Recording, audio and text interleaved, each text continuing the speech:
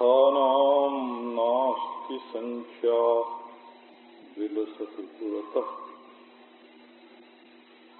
कापि तेषामभिख्या येषां स्नानप्रदानप्रवचनपटिमा कां कलां नातिशेते तैस्तैः नास्माकमर्थो पृथक् रसजुषाम् किन्तु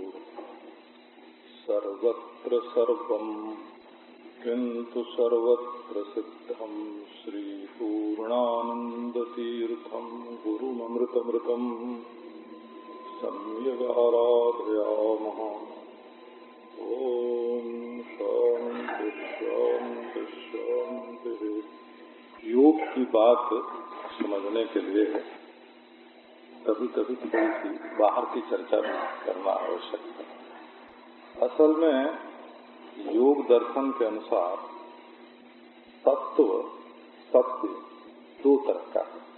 एक कभी न बदलने वाला सत्य और एक बदलने वाला सत्य, कूटस्थ सत्य और परिणामी सत्य। दोनों को ये सत्य बोलते हैं। भाषा में ये फर्क है कि ये दोनों को ही सत्य बोलते हैं।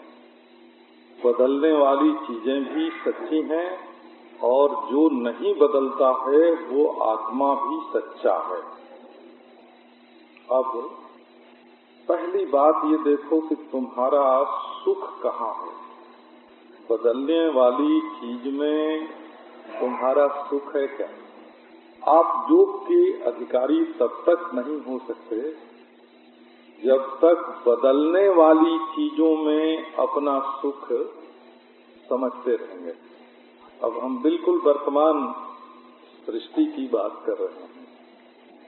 आजकल कोई ब्रह्मचर्य से रहने लगे, प्राणायाम करने लगे, एकांत में रहने लगे। कभी देखने में आता है कि उसका दिमाग ज्यादा गर्म हो जाता है। ये उसके बोल चाल से मालूम पड़ता है, चाल चलन से मालूम पड़ता है, उसके विक्षेप से मालूम पड़ता है कि ये करने तो गए योग, समाधि लगाने चले थे और विक्षिप्त होके लौटे। डॉक्टर लोग कहते हैं पागल हो जाओगे अगर ऐसा करोगे। तो इसका कारण क्या है? जो समझदार लोग हैं वो बहुत जल्दी इसको समझ सकते हैं। यदि तुम्हें भोग में स्वाद है और वस्तु में स्वाद है और कर्म में स्वाद है तो करने बैठोगे जो कि हमारी वृत्ति भोग से हटे, कर्म से हटे, वस्तु से हटे, तो साधन तो कर रहे हो कि वृत्ति वहां से हट जावे और अपना स्वाद और सुख तुमने बाहर की वस्तुओं में रख दिया है, भोग में रख दिया है, कर्म में रख दिया है।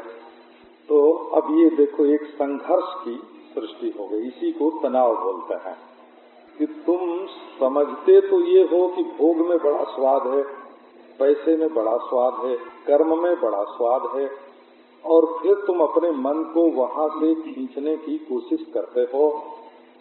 हाँ, तो कितना भी खींचो वो फिर वहीं का वहीं जाके बैठेगा। हाँ, तो ये संघर्ष जो है वो पागलपन का कारण बनता है। अब इसी से हमारे योगी लोग पहले कहते थे कि योगी होने के लिए वैराग्य की भी जरूरत पड़ती है।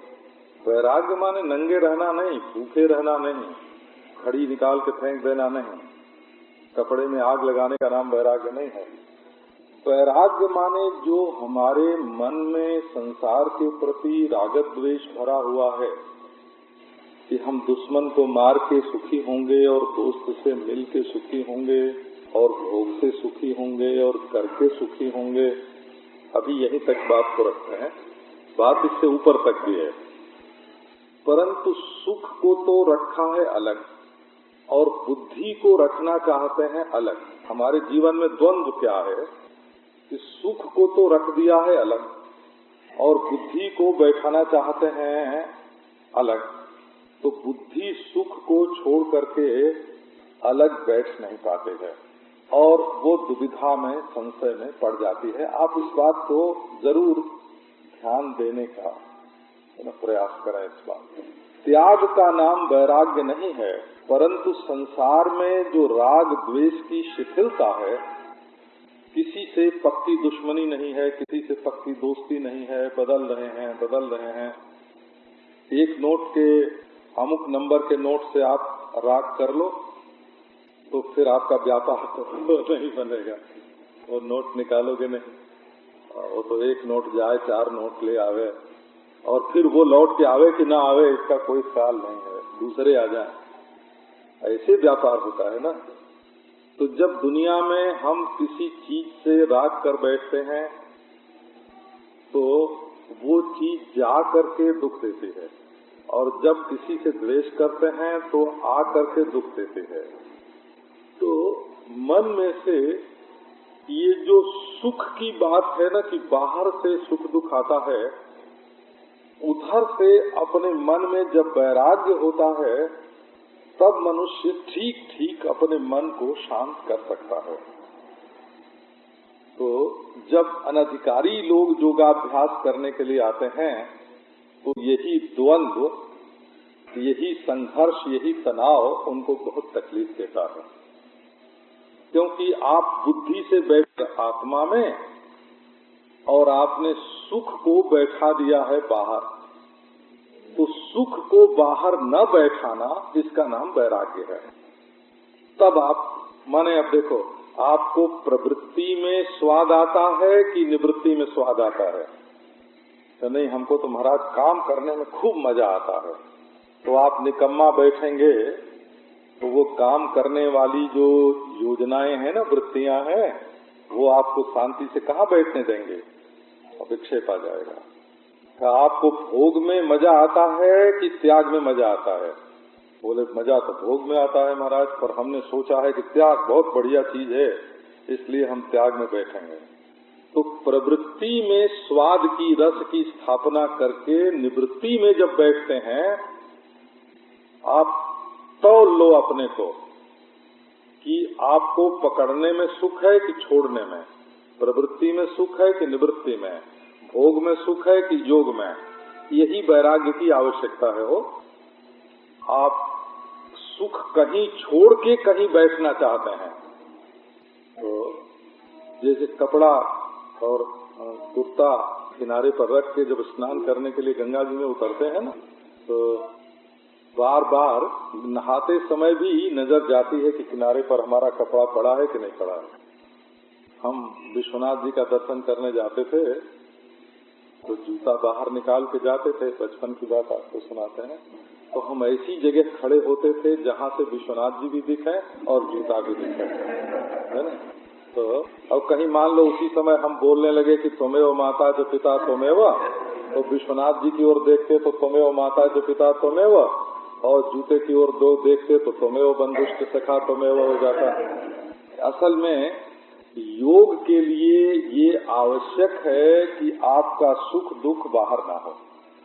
बाहर वाली चीज छूटेगी, बदलेगी, मिटेगी, आप तो अपने आप में बैठिए।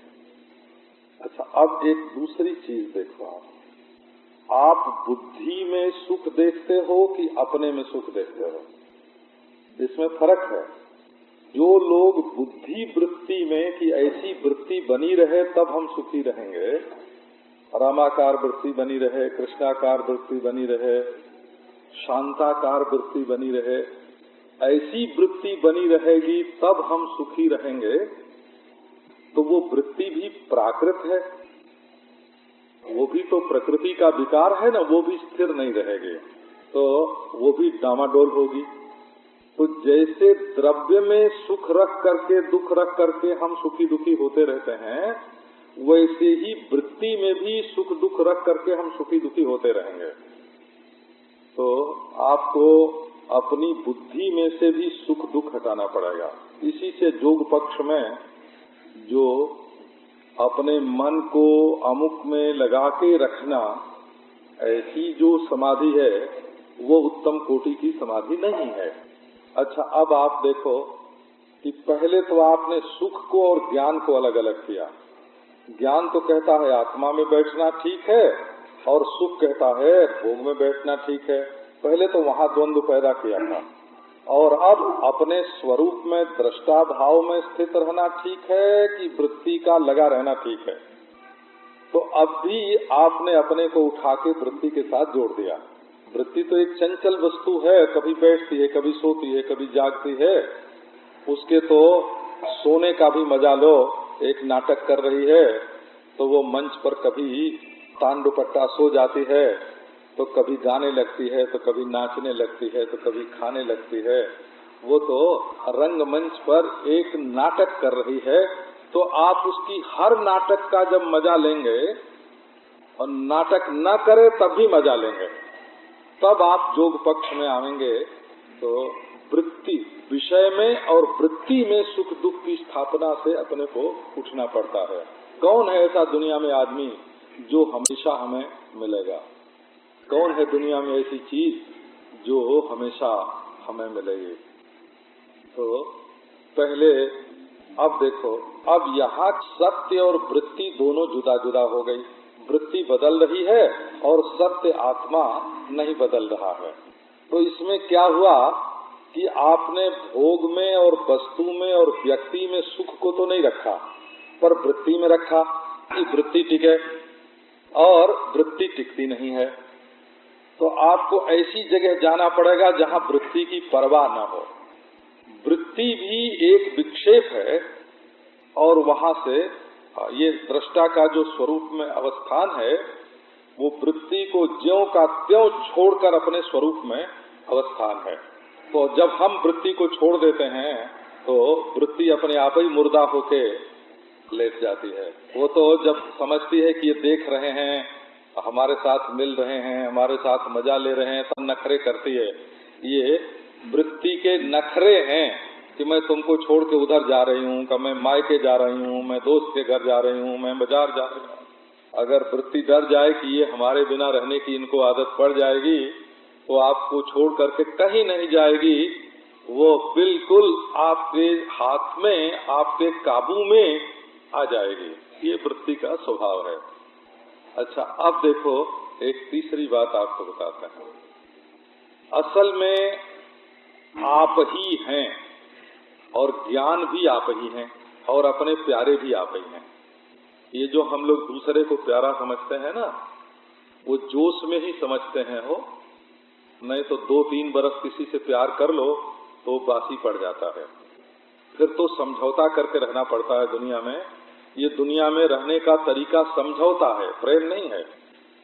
अच्छा, अब समझौता माने दो समझ का मिलाना हो, समझदारी से दोनों काम करें तो समझौता हो गया। समझ जिसमें ओत प्रोत रहे उसका नाम समझौता होगा। तो दोनों समझदारी से काम करें तो समझौता। तो असल में जीवन समझौते में भी टूटता है। तो क्या करना कि समझ कभी बने चाहे बिगड़े चाहे बदले, हम तो ज्ञान स्वरूप है, माने हमारा आत्मा ही ज्ञान स्वरूप है। परम प्रिय हम ही हैं। तो न तो प्रियता तुम्हारी भागेगी और न तो समझ भागेगी। प्रियता और समझ दोनों अपने आप में ही आके बैठ जाएं। हम वृत्ति के आधार पर या सुख स्वाद के आधार पर अपना जीवन न व्यतीत करें, अपनी सत्ता पर जीवन व्यतीत करें। तो सत्य से हमारा ज्ञान अलग हो गया, सत्य आत्मा है। तो बदलने वाला ज्ञान हो गया, माने प्राकृत बौद्ध सत्व का ज्ञान हो गया। ये बौद्ध शब्द जानबूझ करके शास्त्रीय भाषा में ऐसा रखा हुआ है। आत्मानुभूति रूप ज्ञान दूसरा है, और बौद्ध ज्ञान माने बुद्धि का विकार रूप ज्ञान, बुद्धि का विषय रूप ज्ञान, बुद्धि का परिवर्तन रूप ज्ञान, क्षणिक विज्ञान, ये दूसरी चीज है। तो फैलने वाला ज्ञान, सिमटने वाला ज्ञान, कटने वाला ज्ञान, जड़ हो जाने वाला ज्ञान।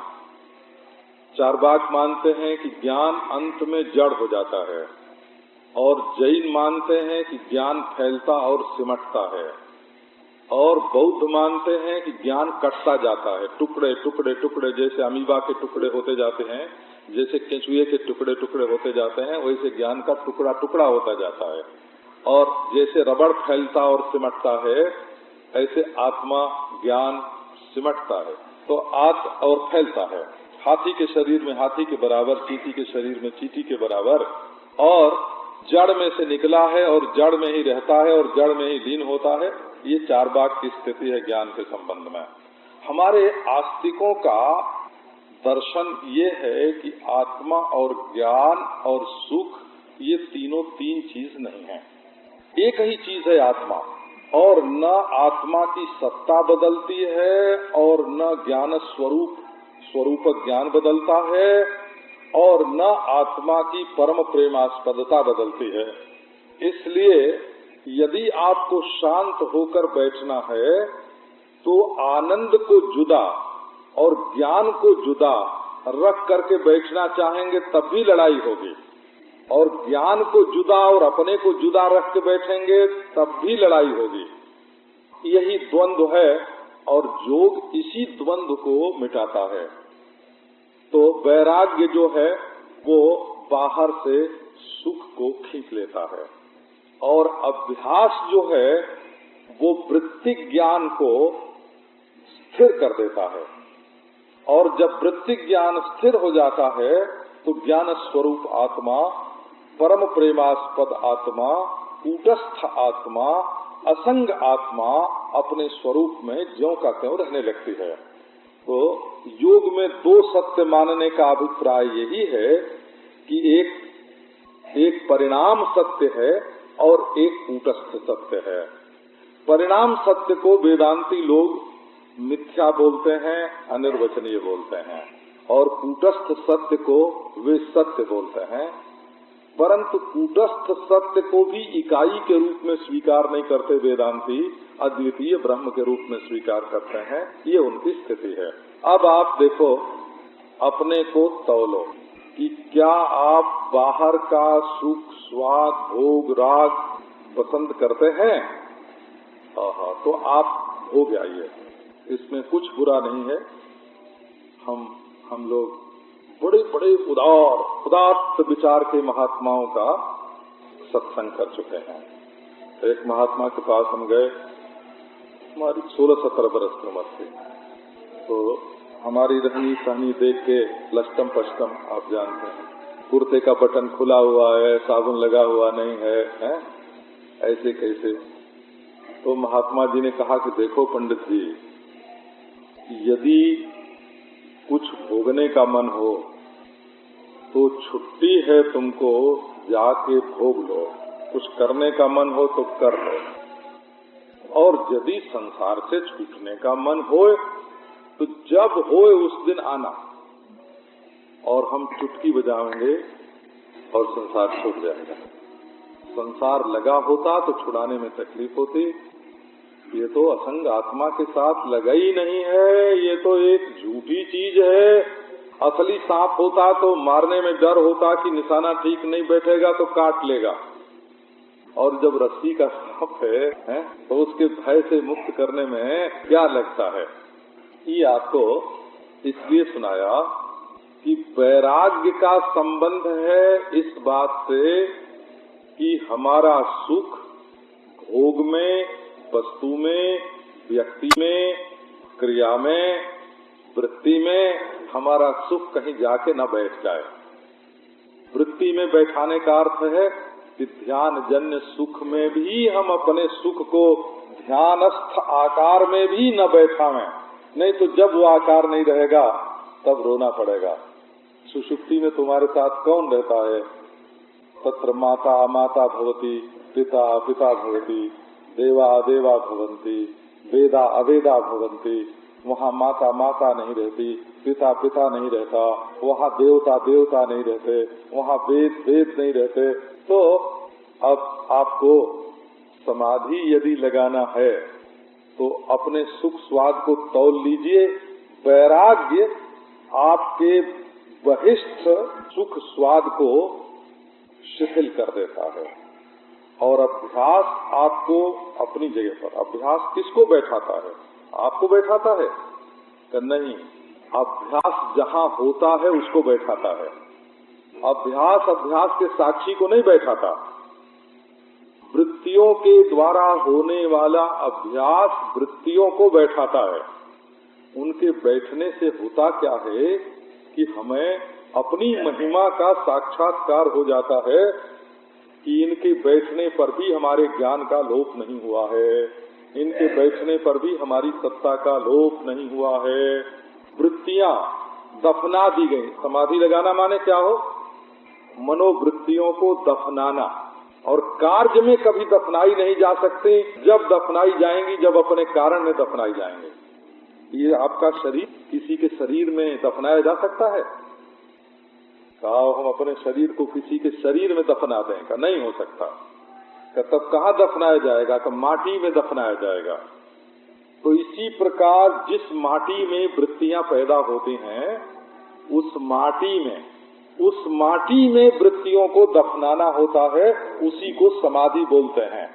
वृत्तियों की कब्र कहाँ है? तो जैसे शरीर को कब्र में डालते हैं, वैसे वृत्तियों को उनकी कब्र में डाला जाता है।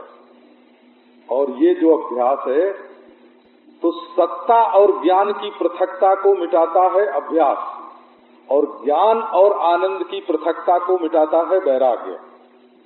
और इस तरह से आप ज्ञान वैराग्य के द्वारा वृत्तियों के स्वस्थ हो जाने पर, रुग्ण वृत्तियों के द्वारा नहीं, स्वस्थ वृत्तियों के साक्षी के रूप में आप असंग, उदासीन। तो ये जो आजकल पागलपन आता है वो क्यों? का सुख स्वाद है भोग में, वस्तु में, व्यक्ति में, छोड़कर हमारे पास आना। वो तो अपना भजन छोड़ के उनके पास आए हैं, कच्ची निष्ठा है, वो अर्थ सिद्ध हैं। जो लोग पेरिस में भोग राग में लगे हुए हैं, वो भोग भी ब्रह्म है, उनका रस भी ब्रह्म है। कोई जरूरत नहीं है कि उसको छोड़ करके वो आवे जंगल में हिप्पी बन के रहें। ये तो शांति के भटके हुए राही हैं, भटके हुए, शांति के भटके हुए पथिक हैं। जो भोग में लगे हैं उनको अपन सीधे साधे भोग में लगना चाहिए। जो की क्या जरूरत है? अच्छा, जो यज्ञशाला में धर्म कर रहे हैं, धर्म सिद्ध हैं, उनको तो मरण पर्यंत वही करना है।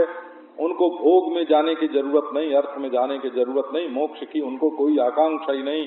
और जो मोक्ष के मार्ग में लगे हुए हैं वो मोक्ष सिद्ध है। वो अर्थ, काम, धर्म और मोक्ष से कम नहीं है, और काम, अर्थ, धर्म और मोक्ष से कम नहीं है, और धर्म, अर्थ, काम और मोक्ष से कम नहीं है, और मोक्ष, अर्थ, काम और धर्म से कम नहीं है।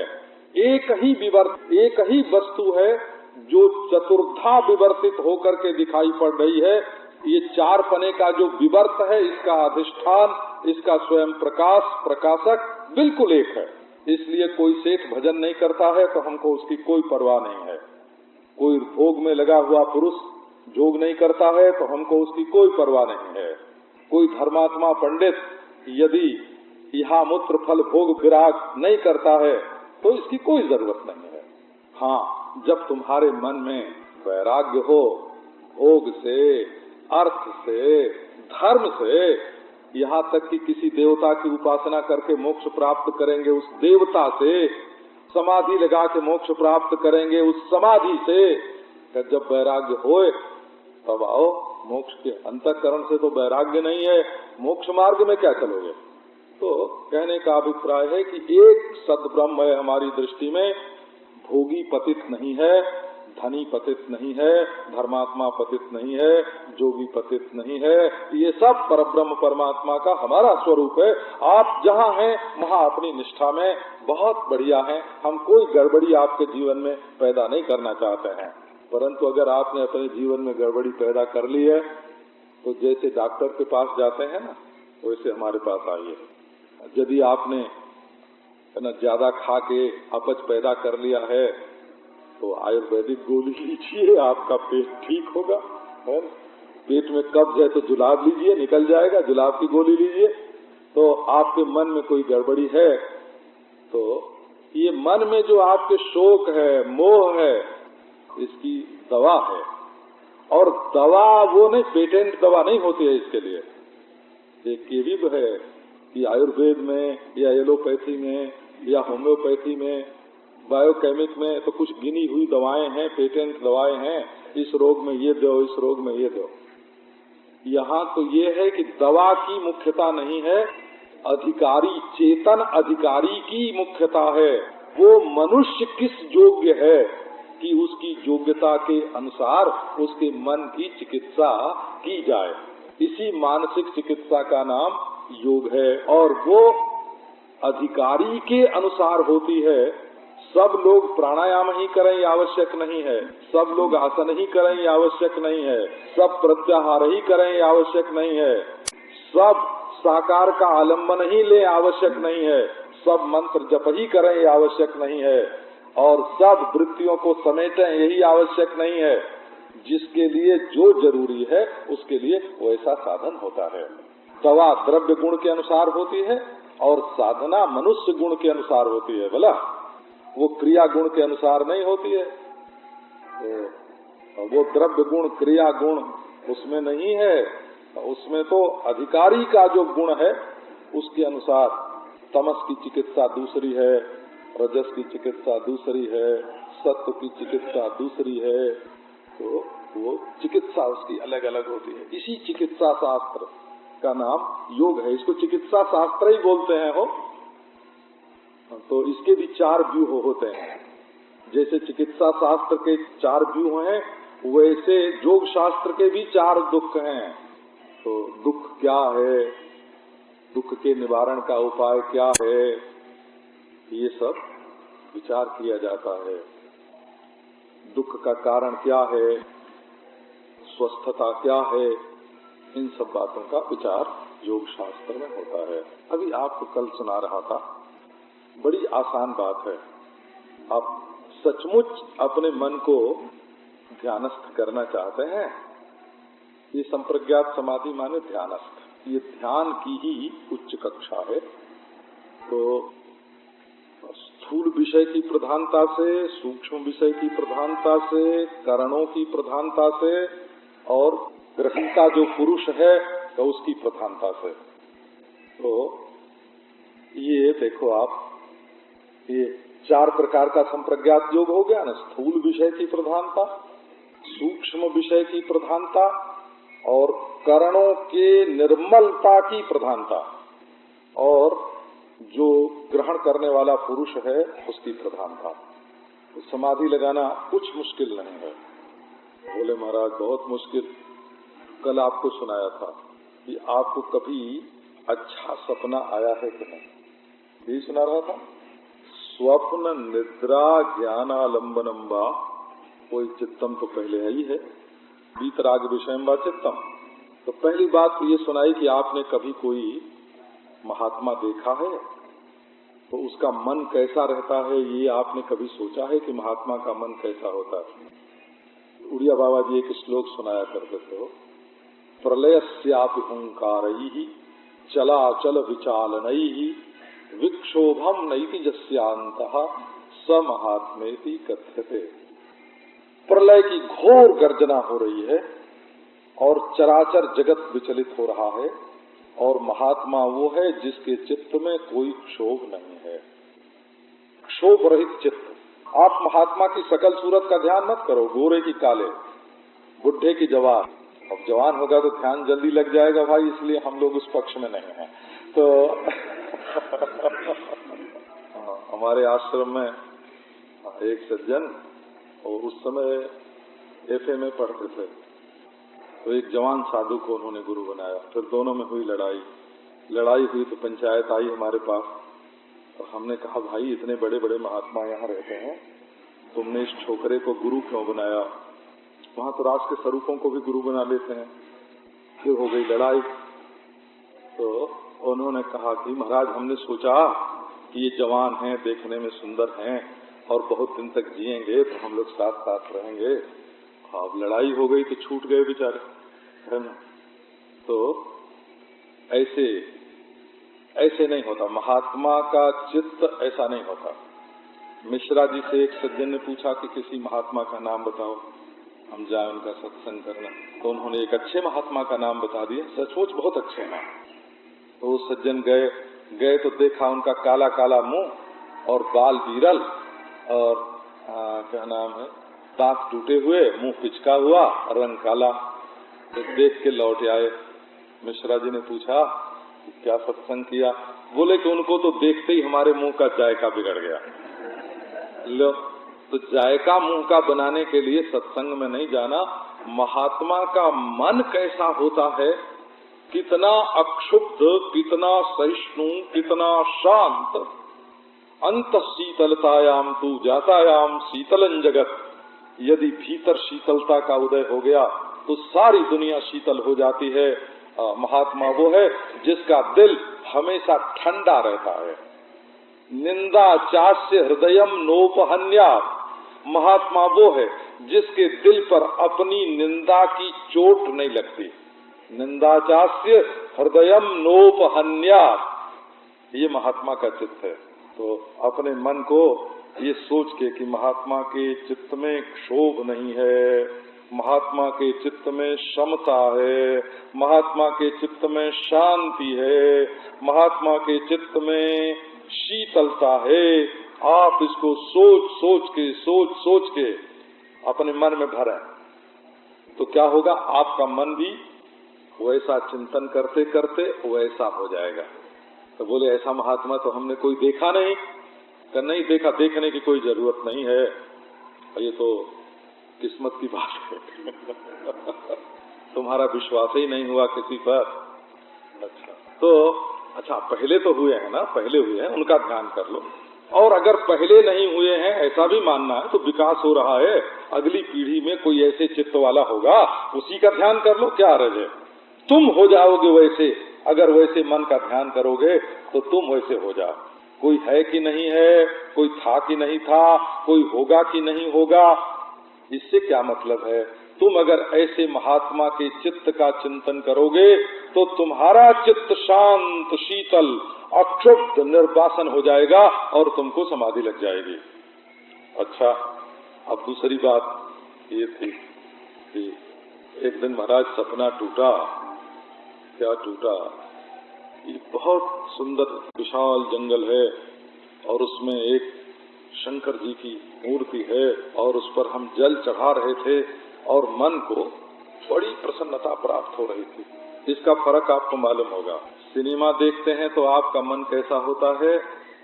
अब और दूसरी बात को आपसे क्या कहें, सिनेमा देखते हैं तो मन में होता है कि ऐसा मकान हमारा हो, ऐसा फर्नीचर हमारे घर में हो, और ऐसी औरत और ऐसे मर्द हमारे घर में हो, और ऐसे ही डायलॉग रटा हुआ जैसे सिनेमा में बोला जाता है वैसे हमारे घर में भी बोला जाए।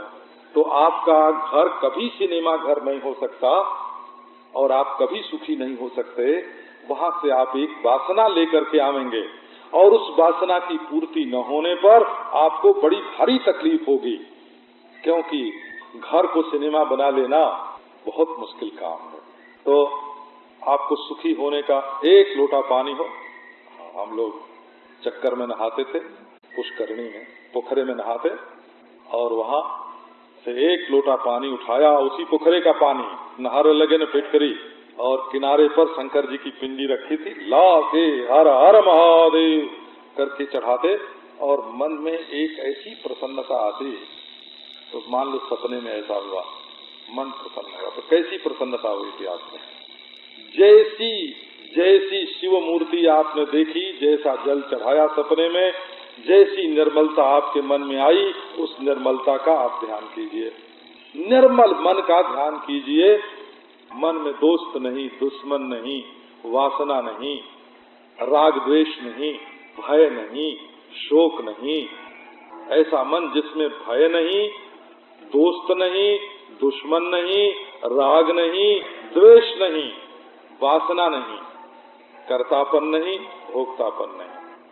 क्या उज्जवल, क्या निर्मल मन है। थोड़ी देर उसको रोकिए ना, इतनी अच्छी चीज आपके दिल में आई है तो आप थोड़ी देर तक उसको रोक लीजिए ना, इसका नाम समाधि हो जाएगा। हो स्वप्न में जैसा उत्तम पदार्थ, सात्विक स्वप्न, क्योंकि तामसिक स्वप्न का चिंतन करेंगे तो मन तामसिक हो जाएगा, राजसिक स्वप्न का चिंतन करेंगे तो मन राजसिक हो जाएगा, और सात्विक स्वप्न का चिंतन करेंगे तो मन सात्विक हो जाएगा। सात्विक में भी दो तरह का होता है, एक वृत्ति हो और सात्विक हो, और एक वृत्ति न हो और सात्विक हो, क्योंकि शांति भी एक अवस्था है और उत्तम विचारों का उदय होना भी एक अवस्था है। अच्छा जी, अब एक दूसरी बात है, आपको कभी बढ़िया नींद आई है कि नहीं? ऐसे लोग होते हैं महाराज जिनको सपना भी अच्छा नहीं आता, तो ऐसे लोग भी होते हैं। कई लोग ऐसे होते हैं जिनको सपना आता ही नहीं, ऐसे लोग भी होते हैं। एक बार किसी ने उड़िया बाबा जी से पूछा कि महाराज ज्ञानियों के मन में खराब बातें भी आती हैं क्या? तो वो बोले कि पहले ये बताओ कि ज्ञानी को नींद आती है कि नहीं? नींद तो आती है। अच्छा, नींद आती है तो सपना आता है कि नहीं? तो पूरी नींद नहीं आवेगी तो सपना भी आवेगा। तो सपना आवेगा तो अच्छा ही अच्छा आवेगा कि खराब भी आवेगा? तो सपना आवेगा तो कभी खराब आवेगा, कभी अच्छा आवेगा। तो जैसे सपने में है ना, कभी गाढ़ी नींद होती है, कभी अच्छा सपना होता है, कभी खराब सपना होता है, मन तो वही है ना। तो लो ज्ञानी, महाराज ज्ञानी के मन में खराब बात, तो उन्होंने कहा इसका दो विभाग कर दो, एक ज्ञानी है महात्मा है और एक ज्ञानी है महात्मा नहीं है। है ना, एक ज्ञानी है जीवन मुक्त है और एक ज्ञानी है पर जीवन मुक्त नहीं है, दो विभाग कर दो, कोई हर्ज नहीं, इसमें भी डरने की कोई जरूरत नहीं है, क्योंकि परलोक से तो निश्चिंतता आ जाएगी, विषय वासना से तो बेफिक्री हो जाएगी कि ये मिले कि ये न मिले। सबसे बड़ी नियामत है जिंदगी में बेफिक्री, और तत्व ज्ञान होने पर बेफिक्री तो पांव तोड़ के बैठती है जीवन में। हो सर्दी पड़े गर्मी पड़े, रात आवे दिन आवे, बेफिक्री तो आई जाती है। अच्छा, तो आपको कभी आज बड़ी अच्छी नींद आई तो उसका चिंतन करें। नींद थी जब, उस समय कैसा ज्ञान था? ज्ञान था कि नहीं था सुषुप्ति में? बोले नहीं था महाराज। अच्छा, नहीं था ज्ञान तो तुमको ये याद कैसे आ रही है कि एक ऐसी अवस्था हमको हुई थी जिसमें विषय नहीं थे बाहर के और कोई सपना भी नहीं था? तो इंद्रिय और विषय के संप्रयोग से मुक्त और स्वप्न दृश्य से विनिर्मुक्त तुम्हें कभी गाढ़ी नींद आई कि नहीं? आई तो उसकी याद कैसे आती है? उस समय ज्ञान न होता तो अब याद कैसे आती? तुमने वो तीसरी चीज जागृत और स्वप्न से विलक्षण देखी न होती और तुम ही ने देखी न होती तो उसकी याद कैसे आती? अच्छा, तो जब नींद की आपको याद आती है तो जरा पता तो लगाइए कि उस समय आपका ज्ञान किस रूप में था, किस रूप में ज्ञान था। देखो, स्वप्न में ज्ञान का क्या स्वरूप था और गाढ़ निद्रा में ज्ञान का क्या स्वरूप था? ज्ञानंच तत् आलम्बनम, वही ज्ञान है और वही समाधि का आलम्बन है। अब देखो, अब समाधि की एक आप पंथाई बात मत करना बोला, और फिरका परस्ती की बात मत करना। ये योग है, ये हिंदू नहीं है न मुसलमान है, ये न भारतीय है न यूरोपीय है बोला, एशियाई यूरोपीय नहीं है। योग कोई संस्कृति नहीं है, योग एक शाश्वत साधना है बोला, और वो मनुष्य तो नहीं। कभी ऐसा प्रसंग आवे तो पशु और पक्षी भी उसके अधिकारी हो सकते हैं। ये तो अंतःकरण भूमि की एक बात है। आपको ऐसी उदारता, ऐसा उदात्त विचार आपको कहाँ मिलेगा? सोचो, जो हमारे महर्षि पतंजलि बोल रहे हैं, यथाभिमत ध्यानाद वा, ये पराकाष्ठा हो गई। इसमें ये नहीं कहा जा रहा है कि वशिष्ठ विश्वामित्र का ध्यान करना, इसमें ये नहीं है कि राम कृष्ण का ध्यान करना, इसमें ये नहीं है कि महात्मा का ध्यान करना। महात्मा का ध्यान तो पहले बता चुके, महात्मा के चित्त का ध्यान। हे भगवान, आप किसी पंथाई से जाके पूछो, वो कहेगा नहीं नहीं, हमारे गुरु का, हमारे पंथ में जो आचार्य है ना, उन्हीं का ध्यान करना। क्या महाराज सीधे बोले कहो तो राधा स्वामी का ध्यान करेंगे तब तो धुरधाम में पहुंच जाएंगे, और कबीर स्वामी का ध्यान करेंगे तो एक लोक नीचे रह जाएंगे, सत्यलोक में रह जाएंगे। अरे मीराबाई का ध्यान करें तो बोले वो तो साधु है, तुलसीदास तो साधु है, संत नहीं है। कि संत कौन है? कि संत तो कबीर है, उसका ध्यान करो। कि परम संत कौन है? कि राधा स्वामी। परम संत कबीर है, स्वतः संत राधा स्वामी है। लो देखो, तो उन्हीं का ध्यान करना चाहिए। कोई कहेगा राम ही का करो, कोई कहेगा कृष्ण ही का करो, कोई कहेगा शिव ही का करो, कोई कहेगा निराकार का ही करना हो, साकार तो होता ही नहीं है। ये लोग हैं महाराज, ये रास्ते की बात बताते हैं। ये जहाँ पहुंचा जाता है, ये रास्ते की बात बताते हैं, घर की बात नहीं बताते हैं। अरे जानकार आदमी हो महाराज तो किसी भी रास्ते अपने घर पहुंच सकता है। हम लोगों के जो जाने हुए देखे हुए खेत थे, गांव थे, उस पर पहुंचने के लिए हम किसी भी मेड़ से चले जाते थे, क्योंकि हमको मालूम था वहां पहुंचने का रास्ता हमको मालूम था। अच्छा, तो ये बात न तो राष्ट्रीय सीमा में बांधती है आपको, न जातीय सीमा में बांधती है, न मजहबी सीमा में बांधती है। ये तो इतनी उदारता के साथ बोल रही है, कितनी उदात्त बात है। यथाभिमत ध्यानाद वा यदेवाभिमतम तदेव ध्यायेत्, यदेव अभिमतम तदेव ध्यायेत्। वेदांती लोग इसकी एक बड़ी बढ़िया चर्चा करते हैं, पंचदशी में ही है। कहते हैं कि एक किसान था, उसने भैंस पाल रखे थे। वहाँ है तो महिषी शब्द है, तो दोनों तरफ से उसकी व्याख्या होती है, क्योंकि संस्कृत में महिषी शब्द का अर्थ रानी भी होता है और भैंस भी होता है। ये तो संस्कृत शब्द में महिषी शब्द जो है वो दोनों के लिए होता है, रानी के लिए भी और भैंस के लिए भी। हे भगवान, तो असल में एक था महात्मा, वो रहता था जंगल में। तो हाँ, बड़ी बड़ी भैंस, मोटी मोटी भैंस हो और पानी में लेटे और खूब घास चरे। जंगल में बड़े बड़े भैंसे होते हैं, जंगली भैंसे भी होते हैं। तो उसने देखा था, तो एक दिन कोई राजा साहब बड़ी श्रद्धा से उसको अपने घर ले गए और रनिवास में रानी साहब आई प्रणाम करने। तो वो महाराज पुराने जमाने की रानी, वो तो बड़ी मोटी थी। 2-4 दासी तो उनको कपड़े उठा के चले, और वो जब वो झूमती हुई आई महात्मा के सामने, तो उस महात्मा ने अपने मन में सोचा, यम महिषी यथा बने दृष्टा, है ना। जैसे मैंने जंगल में भैंस देखी है, वैसे ये गांव की भैंस है। तो दोनों के लिए एक ही शब्द प्रचलित हो गया, महिषी शब्द रानी के लिए भी और भैंस के लिए भी एक ही शब्द प्रचलित हो गया हो। तो कहते हैं कि एक सज्जन थे, किसान थे, उनको अपनी भैंस से बड़ा प्रेम था। दूसरी बात, एक राजा थे, उनको अपनी रानी से बड़ा प्रेम था। अब वो महाराज संयोगवश भैंस मर गई, रानी मर गई, और दोनों किसी महात्मा के पास पहुंचे। बोले, महाराज अब हमारा संसार में कुछ नहीं रहा, हमको तो परमार्थ का मार्ग बताइए। तो परमार्थ ने, तो महात्मा ने बताया, ऐसे ब्रह्म चिंतन करो। तो बोले मन नहीं लगता है। बोले निराकार सगुण ईश्वर का चिंतन करो, का मन नहीं लगता है। साकार ईश्वर का चिंतन करो, का मन नहीं लगता है।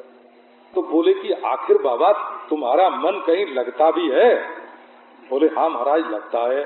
किसान ने बताया हमारी भैंस मर गई, उसमें लगता है।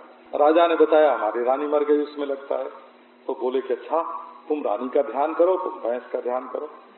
अब वो महाराज आंख बंद करके बैठे तो बिल्कुल भैंस का ध्यान लग गया। काला काला चाम और कैसी मुर्रा उसकी सींग है, कैसे उसके पांव, कैसा थन, मुट्ठी में जल्दी ना आवे, ऐसे उसके दूध देने वाले स्तन भरे हुए। हाँ महाराज, अब की तो ध्यान लग गया। बोले कि देख, जिसका तू ध्यान कर रहा है ये तो भैंस का अन्नमय कोष है। भैंस को सांस चलती थी कि नहीं? चलती थी महाराज। तो दौड़ती थी कि नहीं? दौड़ती थी महाराज। कभी मारती थी, लड़ती थी कि नहीं? मारती थी, लड़ती थी। तो बोले देख, वो उसके शरीर में बल है, प्राण है, उसका प्राणमय कोष है, उसका ध्यान कर। अरे कभी तुमको चाटती थी कि नहीं? बड़ी कोमल जीभ होती है महाराज भैंस की, इतनी नरम, इतनी नरम। गाय चाटे तो चाम छूट जाए और भैंस चाटे तो बड़ा चिकना लगता है। तब प्यार से कभी तुमको चाटती थी? कहा महाराज चाटती थी। का उसके हृदय में प्रेम था ना, वही मनोमय कोष है। अरे वो जब तुम डंडा लेके दौड़ते थे तब भागती थी कि नहीं? बोले भागती थी महाराज, का समझदारी थी उसके अंदर। देखो बुद्धि थी, ये विज्ञानमय कोष है। कभी खुश होती थी कि नहीं, आनंद में भर के खूब दूध देती थी कि नहीं? देती थी महाराज। बोले वो उसका आनंद में खुश है, उससे परे उसकी आत्मा है साक्षी। अब महाराज भैंस का ध्यान कराया, उधर रानी का ध्यान कराया। एक ज्ञान संबंध नाम के महात्मा थे, उनको अपनी पत्नी से बड़ा प्रेम था, तो ध्यान ही न लगे उनको। तो गुरु जी ने बताया अपनी पत्नी का ध्यान करो। तो उन्होंने पूछा महाराज कुछ जप भी करे? बोले नाम क्या था उसका? बोले नाम तो उसका नमः शिवायम था महाराज, दक्षिण तिथि कोई तो नाम ऐसा था नमः शिवायम। बोले कि अच्छा तुम नमः शिवाय नहीं नमः शिवायम, नमः शिवायम नमः शिवायम का जप करो और अपनी पत्नी का ध्यान करो। वो सिद्ध हो गया, ज्ञान संबंध नाम का महात्मा दक्षिण में हुआ है। तो धीरे धीरे यथाभिमत ध्यानाद्वा, जहां आपका मन लीन हो जाए वहां सूक्ष्मता में प्रवेश करो। शरीर के भीतर प्राण है, प्राण के भीतर मन है, मन के भीतर बुद्धि है, बुद्धि के भीतर सुख है और सुख के भीतर साक्षी आत्मा है। और ऐसे ही तुम्हारे शरीर में भी शरीर है, प्राण है, मन है, विज्ञान है, आनंद है, असंग साक्षी आत्मा है। इस तरह से यथाभिमत ध्यानाद्वा, चाहे ध्यान जहां से शुरू करो, वो स्थूलालंबन, सूक्ष्मालंबन, आनंदालंबन और अस्मितालंबन होके तुमको अपने स्वरूप में बैठा देगा। तो यथाभिमत ध्यानाद्वा, ध्यान की ये उदार पद्धति किसी पंथ में, किसी मजहब में नहीं है, ये योग दर्शन की पद्धति है। टीकाकार लोग जो है ना वो पंथाई होते हैं, तो वो कह देते हैं कि यहाँ यथाभिमत ध्यानाद्वा का अर्थ है किसी देवता का ध्यान करो, है ना। अरे सीताराम, यहाँ तो वस्तु केवल मन को एकाग्र करने का आलंबन है। एकाग्रता की भूमि का उसमें जागरण हो जाए तो समाधिस्थ हो जाओ। ओम शांति।